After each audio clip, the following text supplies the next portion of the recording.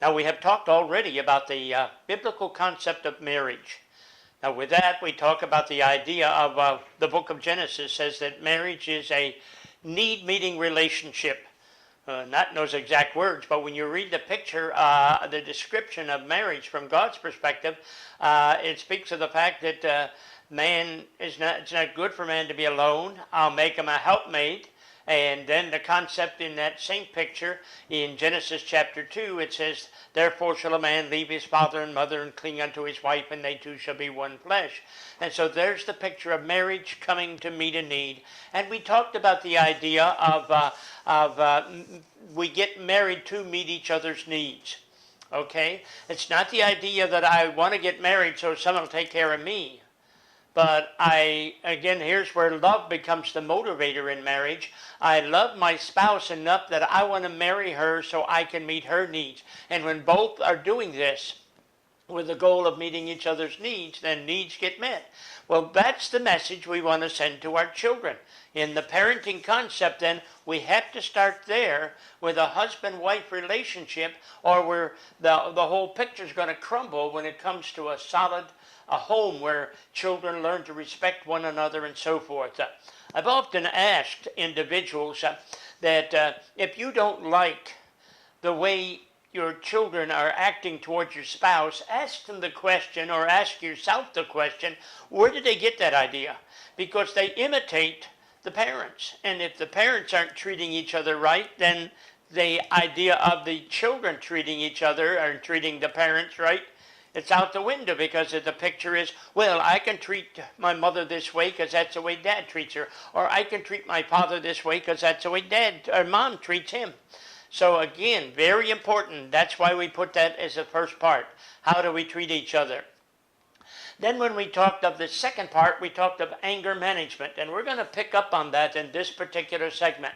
We talked about, and I'm going to challenge you to go back to that. If you haven't already seen it, please look at it before you see this, what we're talking about now, this lesson.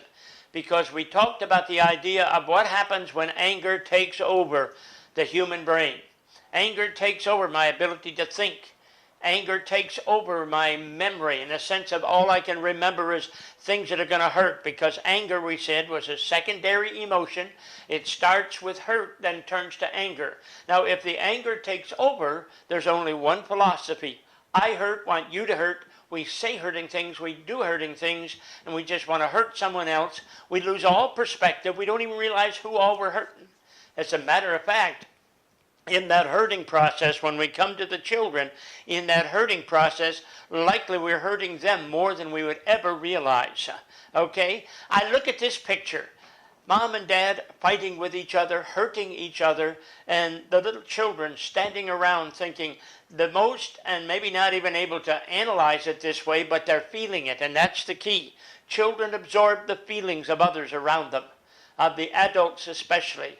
Okay? They learn in the concrete, and we mentioned this the last time. They learn by what they see. So if they see Mom and Dad treating each other this wrong way, that's what they're learning. This is a way to treat each other. If I get mad, that's what I'm supposed to do, is treat people this way. That's what they're learning by what they see.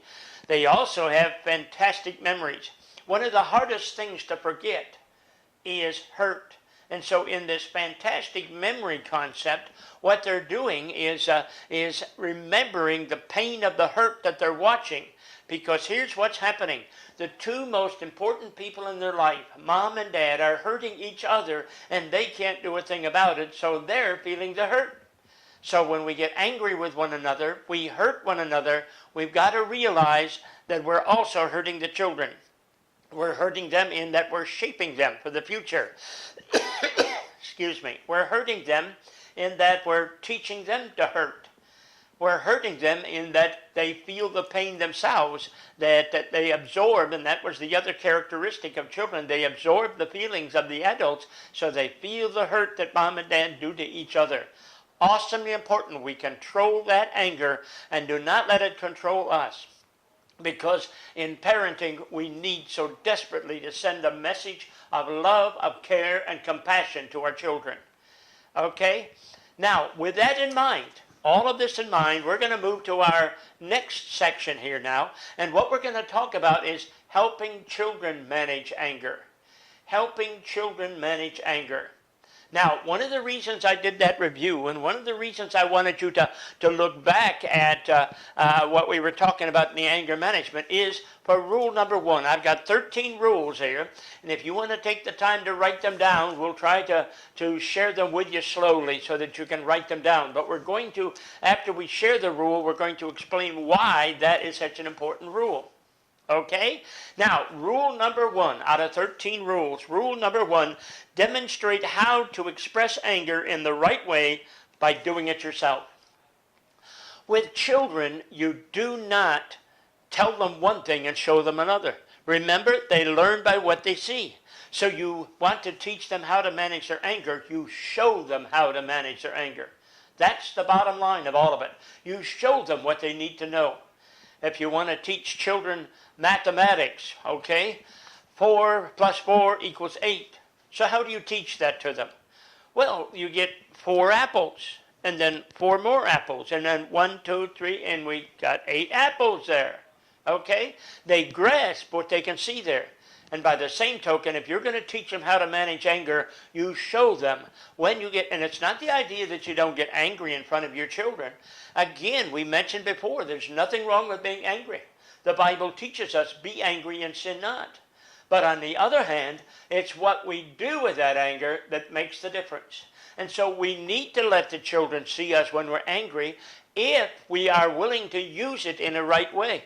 You see, anger becomes a very positive motivator, and we said that before when we were talking that last section. Anger is a motivator that motivates me to make the changes I need to make so that I can be pleased with the outcome. So here's the picture then. With that venting of my anger, I need to show them this is what you need to do when you get angry. So don't try to teach them one thing and then show them something differently. One more time, demonstrate how to express anger in the right way by doing it yourself.